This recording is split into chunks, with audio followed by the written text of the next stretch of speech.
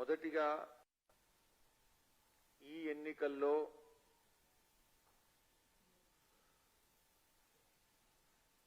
అనేక రోజులుగా ఎన్నికల ఫలితాల సందర్భంగా అనేక రాజకీయ పండితులు,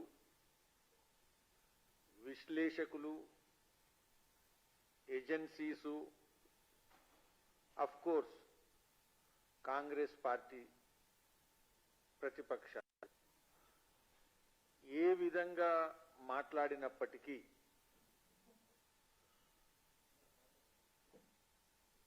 బీజేపీ మేము ఏ విధంగా చెప్పినప్పటికీ చాలా మంది, ఉదాహరణకు మధ్యప్రదేశ్లో నేను ఇన్ఛార్జ్, మధ్యప్రదేశ్లో బీజేపీ ప్రభుత్వానికి వ్యతిరేకత ఉంది, చాలా సంవత్సరాలుగా బీజేపీ ప్రభుత్వం నడుస్తున్న కారణంగా ఇబ్బందులున్నాయి, ఛత్తీస్గఢ్లో కాంగ్రెస్కు క్లియర్ మ్యాండేట్ వస్తుంది, రాజస్థాన్లో చరిత్ర మార్పు జరగొచ్చు, అంటే గత 30 సంవత్సరాలుగా ప్రతిసారి ప్రభుత్వాన్ని మార్చేటువంటి సాంప్రదాయం రాజస్థాన్లో మనం చూస్తున్నాం. కానీ కాంగ్రెస్ ప్రభుత్వం చాలా పోరాటం చేస్తున్నది. బీజేపీ అనేక కారణాల వల్ల గెలుపు సాధించకపోయే అవకాశం ఉండొచ్చు, దగ్గరలో కూడా ఉండొచ్చు. ఇలా అనేక చర్చలు ఈ ప్రచారం సందర్భంగా మనం చూశాం, పత్రికల్లో రాశారు, అనేక ఏజెన్సీస్ మాట్లాడారు. ఈరోజు రిజల్ట్ అందరి ముందు ఉంది. ఉదాహరణకు ఈ రిజల్ట్లో మనందరం కూడా గమనించాల్సింది ఏంటంటే, మధ్యప్రదేశ్లో బీజేపీ ప్రభుత్వము గత 20 సంవత్సరాలకు పైగా నడుస్తూ ఉంది. మధ్యన 15 నెలలు తీసేస్తే, మినహాయిస్తే, ఒక పార్టీ ప్రభుత్వము ఒక రాష్ట్రంలో 20 సంవత్సరాలు నడుస్తున్నప్పుడు, అందులో కూడా ఒక పార్టీకి సంబంధించినటువంటి నాయకులు కంటిన్యూస్ గా ముఖ్యమంత్రిగా 18 సంవత్సరాలకు పైగా ఉంటున్నటువంటి తరుణంలో శివరాజ్ సింగ్ చౌహాన్ గారు, no change in chief ministries, రాష్ట్ర ప్రభుత్వంకు అందరూ కూడా యాంటీ ఇన్కంబెన్సీ ఉంటుంది అని రాస్తున్న సందర్భంగా మీరందరూ గమనిస్తే, బీజేపీకి చారిత్రాత్మకమైనటువంటి విజయం మధ్యప్రదేశ్లో ప్రజలు పట్టం కట్టారు. ఊహించనటువంటి, అంటే విశ్లేషకులు, రాజకీయ పండితులు ఎవరు కూడా ఊహించనంత గెలుపు ఏదైతుందో 163 సీట్లు బీజేపీకి ఇచ్చారు. దానికన్నా గణనీయమైనటువంటి విషయం గమనించాలిందంటే, బీజేపీకి శాసనసభ ఎన్నికల్లో చరిత్రలో ఎన్నడూ రానంత ఓట్లు బీజేపీకి మధ్యప్రదేశ్లో, నేను తర్వాత చెప్తాను, 175 సీట్లు గెలిచిన రోజు కూడా ఇంత ఓటు పర్సెంటేజ్ రాలేదు. ఇవాళ 48.55, పోయిన ఎన్నికల్లో బీజేపీకి 41, అంటే 7.5% ఓట్లు 20 సంవత్సరాల ప్రభుత్వం ఉన్న తర్వాత పెరగడం అనేది దేశ ఎన్నికల చరిత్రలో జరగలేదు. ఇది మొదటిసారి. సో నేను అంటున్నది ఏంటంటే, బీజేపీకి ప్రభుత్వాలను నిలబెట్టుకోవడం వస్తుంది, బీజేపీకి ప్రజల యొక్క తీర్పును మరీ పొందడం సాధ్యమవుతుంది, వస్తుంది. మోదీ మోదీ గారి నాయకత్వంలో బీజేపీ జాతీయ స్థాయిలో రాష్ట్రాల ఎన్నికల్లో అనేక సార్లు ఒక రాష్ట్రంలో ప్రభుత్వాన్ని పొందడం ఏదైతుందో అది ఒక పరిపాటిగా మారుతున్నది. వెరాస్ కాంగ్రెస్ ప్రభుత్వాన్ని కొనసాగించడంలో ప్రజా తీర్పును పొందడంలో వైఫల్యం బహిర్గతమైంది. This election has demonstrated Congress party's inability to retain power in a state where it was in power. రాజస్థాన్లో వాళ్ళు పవర్లో ఉన్నారు, ఈరోజు ఓటమి పాలయ్యారు.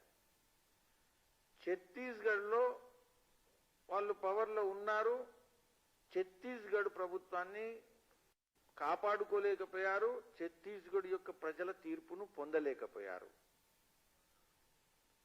If this is the case, then it is a precaution for the Congress government in Telangana.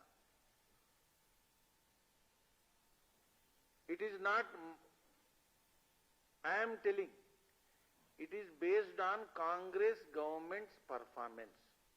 కాబట్టి ఈ ఎన్నికల్లో భారతీయ జనతా పార్టీ రాజస్థాన్లో, మధ్యప్రదేశ్లో, ఛత్తీస్గఢ్లో చారిత్రాత్మకమైనటువంటి పద్ధతుల్లో ప్రజల యొక్క తీర్పును పొంది 3 ఎన్నికలను గెలవడమే కాకుండా ఓటు ప్రతిశతను గణనీయంగా పెంచుకోవడం జరిగింది మధ్యప్రదేశ్లో.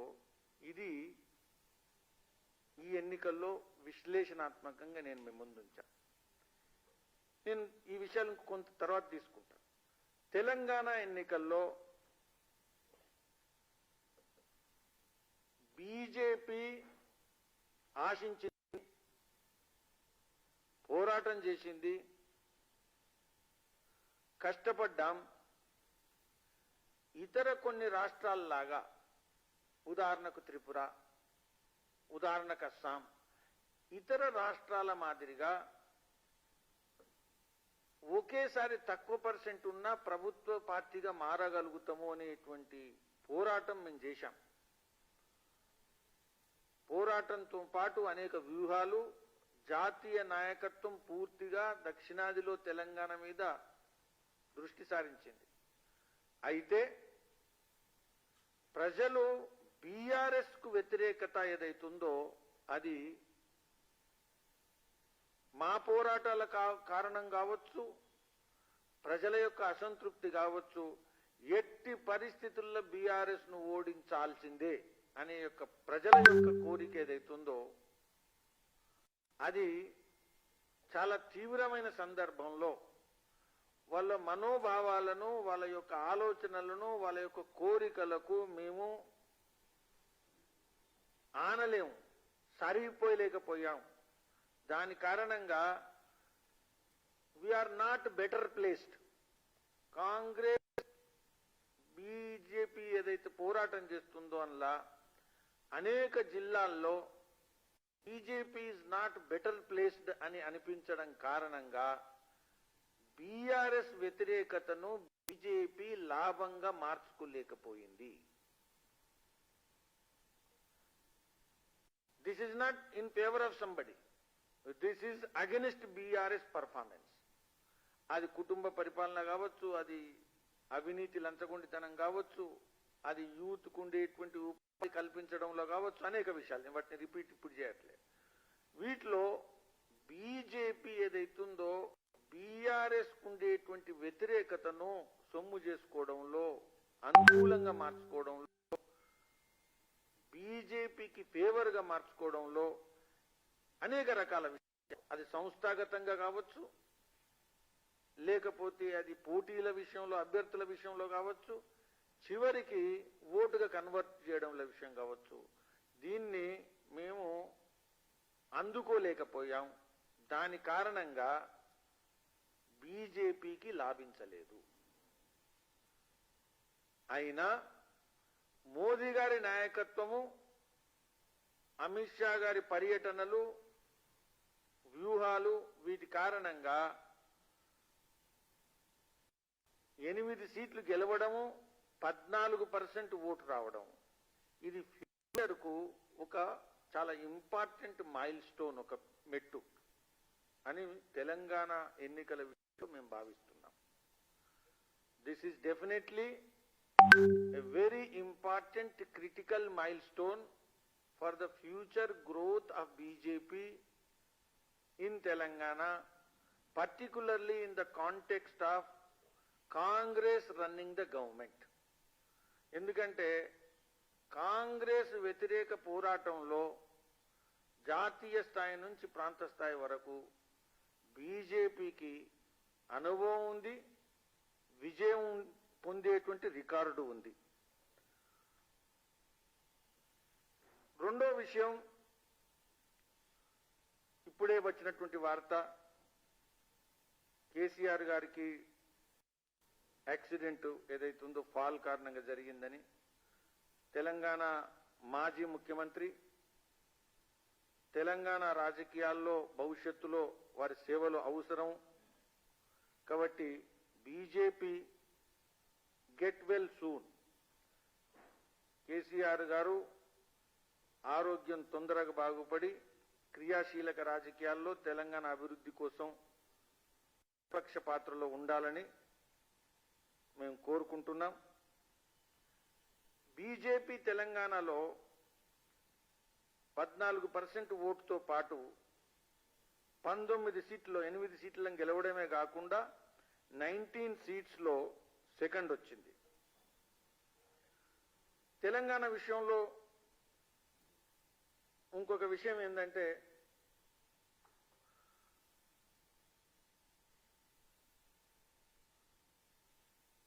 బీజేపీ ఒక ప్రతిపక్షంగా ప్రజలిచ్చినటువంటి బాధ్యతను నిర్వర్తించేటువంటి క్రమంలో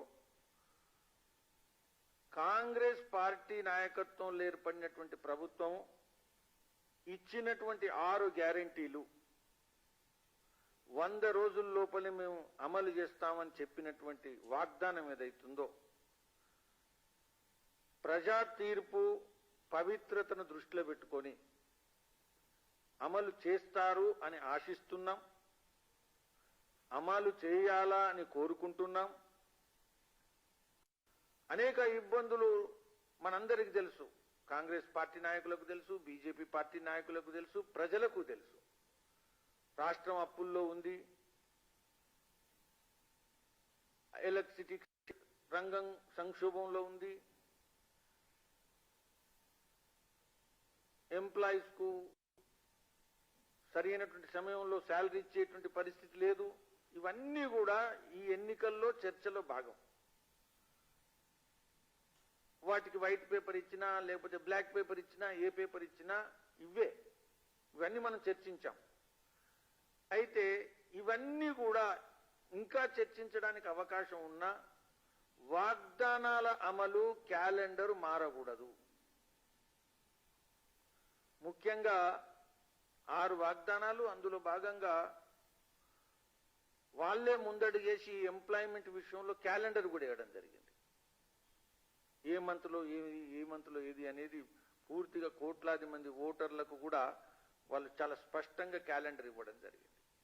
సో బీజేపీ పార్టీ తెలంగాణలో ఈ వాగ్దానాలను అమలు చేయడంలో రాష్ట్ర ప్రభుత్వం కోసం ప్రజల తరపున పోరాటం చేసి లేకపోతే ఆశించేటువంటి పార్టీగా మేము నిలబడతాం. రాబోయేటువంటి రోజుల్లో కాంగ్రెస్ గవర్నమెంట్ ఏదైతే ఉందో ఈ వాగ్దానాలను అమలు చేయడమే ఏకైక లక్ష్యంగా ఉంటుందని ఆశిస్తున్నాం.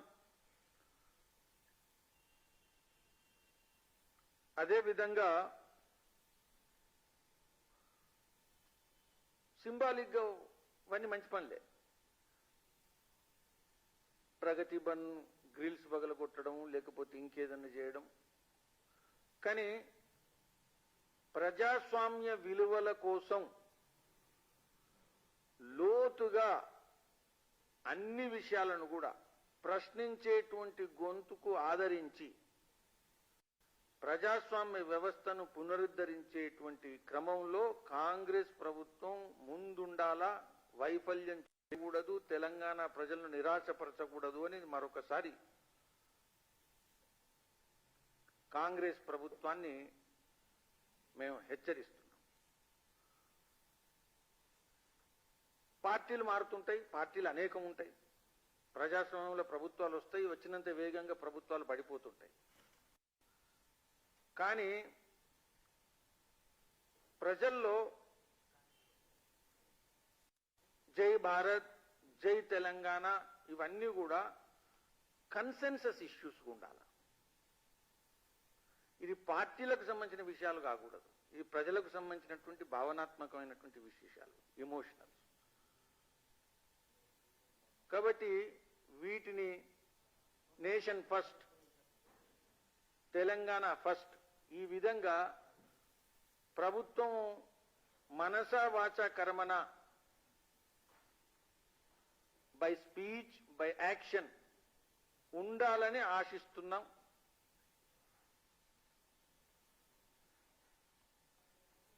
మీకు దీంతో పాటు నేను ఇంతకుముందు చెప్పిన మధ్యప్రదేశ్ విషయంలో, ఉదాహరణకు రాజస్థాన్, ఛత్తీస్గఢ్, మధ్యప్రదేశ్ విషయంలో, ఇందులోకి వెళ్ళి కంక్లూజన్ నేను ఒక విషయాలు నేను మీ ముందు పెట్టదలుచుకున్నాను. ఈ ఎన్నికల్లో నరేంద్ర మోదీ గారి నాయకత్వంలో బీజేపీ, ఖడ్గే గారు, రాహుల్ గాంధీ గారి నాయకత్వంలో కాంగ్రెస్, దీనిలో ఒక విషయం చాలా స్పష్టమైంది. ఏంటంటే కేంద్ర ప్రభుత్వము అదేవిధంగా మోదీ గారి నాయకత్వం పట్ల ప్రజాదరణ ఏదైతుందో అది చాలా విస్తృతంగా ఉంది, చాలా బలంగా ఉంది. వ్యతిరేకులు కూడా ఈరోజు ఎన్నికల రిజల్ట్ విషయంలో అంగీకరించాల్సిన పరిస్థితి వచ్చింది. 2018 ఎన్నికల్లో మధ్యప్రదేశ్ మేము గెలవలేదు, రాజస్థాన్ మేము గెలవలేదు, ఛత్తీస్గఢ్ మేము గెలవలేదు ఎన్నికలైనప్పుడు. ఈరోజు 2024 ఎన్నికలకు ముందు భారత్ జోడో లాంటి కార్యక్రమాల కారణంగా కాంగ్రెస్ విజృంభించిందని చెప్తున్న తరుణంలో మధ్యప్రదేశ్, రాజస్థాన్, ఛత్తీస్గఢ్, అదేవిధంగా తెలంగాణలో బీజేపీ పెరుగుదల, ఇవన్నీ కూడా నరేంద్ర మోదీ గారి నాయకత్వం పట్ల ప్రజలకు ఉండేటువంటి సాటిస్ఫాక్షన్ లెవెల్ ఏదైతుందో, సంతృప్తి ఏదైతుందో చాలా చాలా స్పష్టంగా బయటపడ్డది. కాంగ్రెస్ ఈరోజు జాతీయ స్థాయిలో మళ్ళీ ఒక రకమైనటువంటి ఊహాగానాలకు లోలైంది. Whether it is will sustain, what will happen అనే విషయంలో. రెండవది, ఈ ఎన్నికల తర్వాత కాంగ్రెస్ 2024 ఎన్నికల కోసం ఏదైతే ఒక ప్లాట్ఫామ్ తయారు చేసిందో ఇండియా అలయన్స్ అనేది,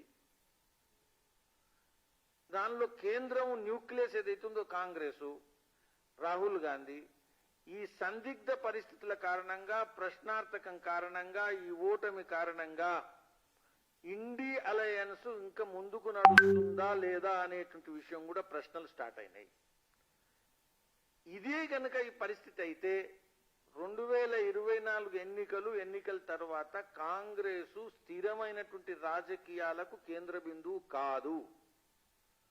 Congress cannot become a solid, stable pole for Indian politics to create an alternative.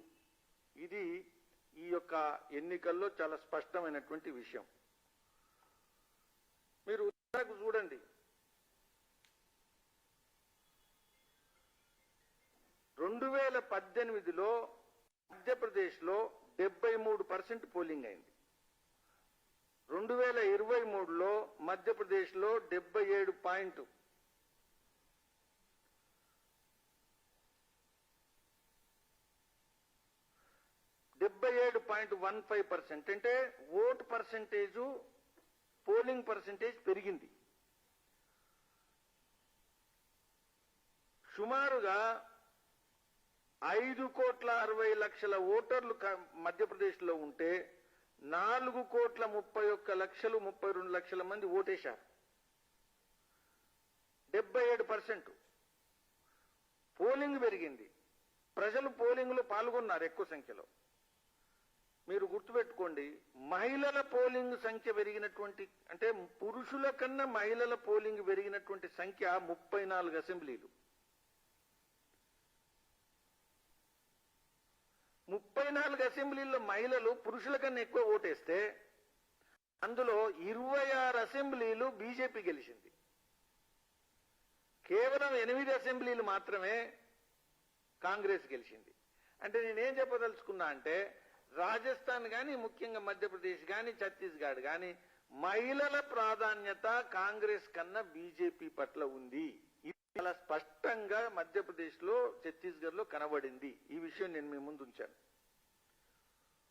2003లో 173 సీట్లు బీజేపీ గెలిచింది. 173 హిస్టారిక్, ఇప్పటికన్నా ఎక్కువ. కానీ అప్పుడు ఓట్ పర్సెంటేజ్, బీజేపీకి వచ్చిన ఓట్ పోలింగ్ పర్సెంటేజ్ ఎంత అంటే 42.5, 42.5.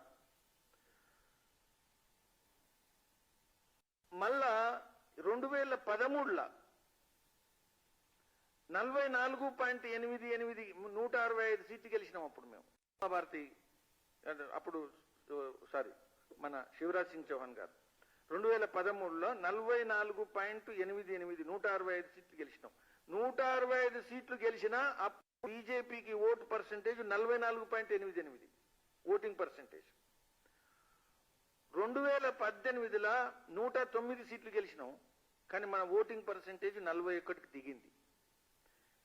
నేను ఇక్కడ మీకు చెప్పదలుచుకుంటే 2023లో 48.55, వేరాజ్ కాంగ్రెస్ 0.5 2013 కన్నా, అంటే 2018 కన్నా తగ్గింది, 40.40. పోయినసారి 40.90 వస్తే ఈసారి 40.40. అంటే ఓటింగ్ పర్సెంటేజ్ కాంగ్రెస్ కు తగ్గింది మధ్యప్రదేశ్ లో. బీజేపీకి 20 సంవత్సరాల ప్రభుత్వం ఉన్న తర్వాత భారతదేశ ఎన్నికల చరిత్రలో ఎక్కడ కూడా 7.5% పెరిగినటువంటి ప్రభుత్వం లేదు.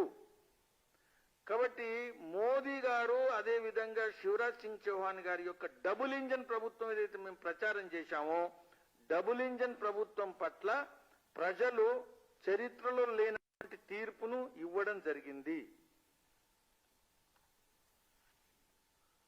మీకు ఇంకొక విషయం, చాలా చారిత్రాత్మకమైన విషయం చెప్తున్నా. 105 సీట్లలో, 105 మధ్యప్రదేశ్ లో ఉండేటువంటి సీట్లలో 50% కన్నా ఎక్కువ బీజేపీ కోర్టు వచ్చినటువంటి కాన్స్టిట్యున్సీలు. అంటే 50% కన్నా ఓట్లు ఎక్కువ సాధించినటువంటి కాన్స్టిట్యున్సీలు 105. 163లో 105. ఎస్సీ సీట్లలో కాంగ్రెస్ 9 గెలిస్తే ఎస్సీ సీట్లో 26 బీజేపీ గెలిచింది. ఎస్టీ సీట్లలో 24 బీజేపీ గెలిచింది. 55 సీట్లు 30,000 కన్నా పైగా ఓట్లతో గెలిచినాం. అంటే కాబట్టి కాంగ్రెస్ కు భారతదేశంలో స్థూలంగా ప్రజల అంగీకారం లేదు, ప్రజల ఆమోదం లేదు. కాంగ్రెస్ నాయకత్వం పట్ల ప్రజల విశ్వాసం లేదు. భారతీయ జనతా పార్టీ మోదీ గారి పట్ల, బీజేపీ పట్ల సంక్షేమం విషయంలో గాని, అభివృద్ధి విషయంలో గాని విస్తృతమైనటువంటి ఆమోదం ఉంది. సునామీ లాంటి ఆమోదం ఉంది. తెలంగాణలో కాంగ్రెస్ గెలుపు, బీఆర్ఎస్ కు వ్యతిరేకత ప్రజల్లో ఉండేటువంటి ప్రత్యామ్నాయం అవసరమని దానివల్ల లాభపడ్డారు. ఇది బీజేపీకి ఉండేటువంటి టోటల్ పర్ఫార్మెన్స్ విషయంలో ఆలోచన. గిరిజనులు, దళితులు, మహిళలు, యువకులు, రైతాంగం అందరూ కూడా దేశవ్యాప్తంగా ఈరోజు ప్రిఫర్ చేస్తున్నది బీజేపీ మరియు మోదీ. ఖచ్చితంగా తెలంగాణలో బీజేపీ భవిష్యత్తు ఉజ్వలంగా ఉంటుంది. పోరాట దిశలో ప్రయాణిస్తాం. పార్లమెంట్ ఎన్నికల్లో ఏ విధంగానైతే 2018 తర్వాత 2019లో టర్న్ అరౌండ్ చేశామో అదే పద్ధతిలో జాతీయ స్థాయిలో ఉండేటువంటి ఆమోదం మాదిరిగానే తెలంగాణలో బీజేపీ ఆమోదం ఎక్కువ అవుతుంది. ధన్యవాదాలు.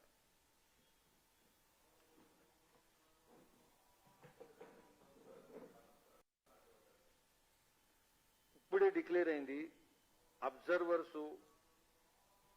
అబ్జర్వర్స్ ఎవరైతే ఉన్నారో 3 రాష్ట్రాలకు నియమించడం జరిగింది.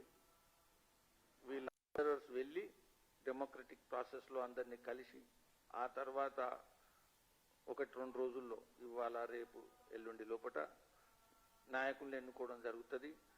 కాబట్టి ఎవరు ఉంటారు అనేది ప్రీ జడ్జి నేను చేయను. ఇవన్నీ కూడా అబ్జర్వర్స్ ఎమ్మెల్యేస్ మాట్లాడుతున్నప్పుడు పరిగణలోకి వచ్చే విషయాలే. Nothing is excluded from the feedback. కాబట్టి ఇండి అలయన్స్ ఏదైతుందో ఇది పంక్చర్ అయిపోయింది. అది రోడ్డు మీదకి రాకముందే పంక్చర్ అయిపోతుంది.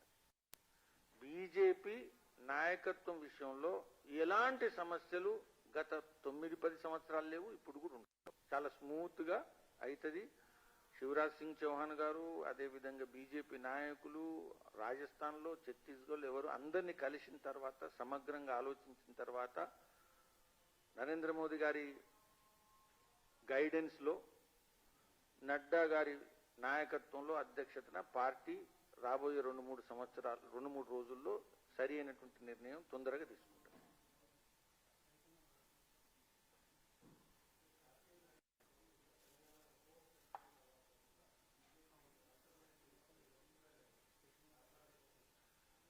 ఇప్పుడు 2018లో కూడా కొద్దిగా తక్కువ ఎక్కువ సుమారుగా అప్పుడు కూడా ఎక్కువ ఫోర్స్ పెట్టాం. 2018లో కూడా అమిత్ షా గారు ఆయన తర్వాత నరేంద్ర మోదీ గారు ఎక్కువనే ఫోర్స్ పెట్టిండ్రు అప్పుడున్నటువంటి కండిషన్స్. అయితే అప్పుడు కూడా పర్ఫార్మెన్స్ లో 1% అంటే 1 సీట్ మనం గెలిచాం. కానీ పెట్టినటువంటి ఫోర్స్ పార్లమెంట్ లో రిఫ్లెక్ట్ అయింది. ఎవరు కూడా చాలా నిరాశకు లోనటువంటి పరిస్థితుల్లో అనూహ్యంగా 4 సీట్లు బీజేపీ గెలిచింది అనే విషయం కూడా స్పష్టంగా కనబడింది. బీజేపీ తెలంగాణను దీర్ఘకాలికంగా దక్షిణాదిలో అనుకూలమైనటువంటి రాష్ట్రంగా గుర్తించింది, ప్రయత్నం చేస్తున్నది. కాబట్టి మేము ఏదైతే దృష్టి పెట్టినామో దానిలో నష్టపోయినామనేటువంటి భావన లేదు. అయితే ఇంతకుముందు చెప్పాను నేను, ప్రజలు ఓటేస్తున్నటువంటి తరుణంలో అన్ని వర్గాల ప్రజలు భద్రాచలము, కొత్తగూడెము, లేకపోతే అశ్వరావుపేట, పాలేరు, అక్కడి నుంచి మొదలుకుంటే మన మిర్యాలగూడ, హుజూర్ నగరు, అన్ని ప్రాంతాల్లో ఉండేటువంటి ప్రజలు, అన్ని వర్గాల ప్రజలు, అదేవిధంగా మీకు ఈ చూస్తున్నటువంటి దానిలో యాంటీ బీఆర్ఎస్ ఏదైతే వాతావరణం ఉందో దానిలో గెలవడము అనేది ప్రాధాన్యత ఇచ్చి, అంటే బీఆర్ఎస్ ను ఓడించడము అనేటి దానికి ప్రాధాన్యత ఇచ్చిన సందర్భంగా బీజేపీకి లాభం రాలేదు, కాంగ్రెస్ కు లాభించింది. ఇది చాలా స్పష్టంగా కనబడుతున్నది. It is a negative. BRS benefited Congress rather than BJP.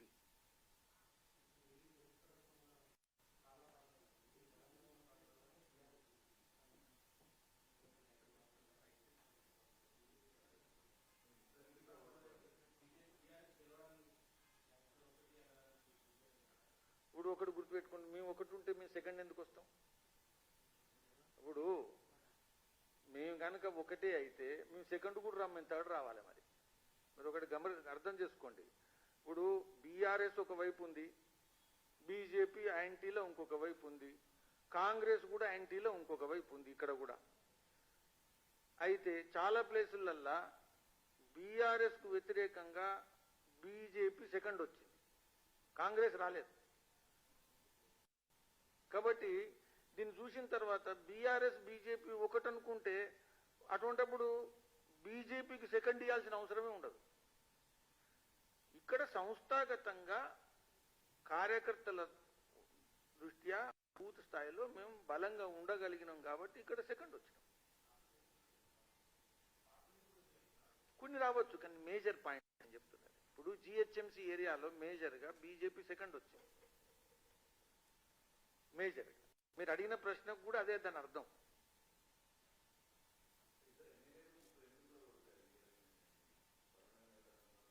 ఇప్పుడే ఫస్ట్ టైం ఓడిపోలేదు, ఈ ఎన్నికల్నే ఓడిపోలేదు.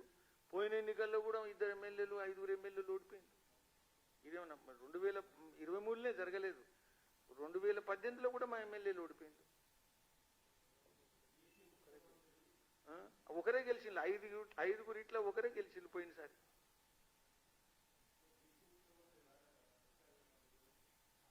ఇప్పుడు ఇవన్నీ కూడా ఇప్పుడు బీసీ ముఖ్యమంత్రి ఎక్కి ఉంటే బీసీ ముఖ్యమంత్రి అవుతుండే.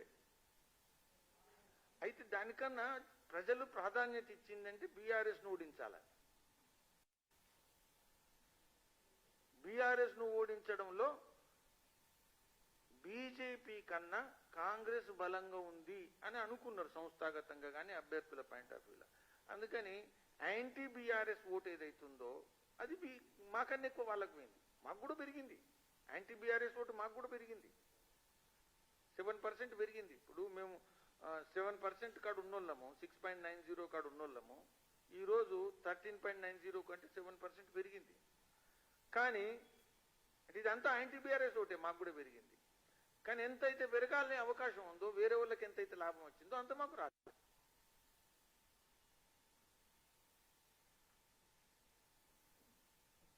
Thank you.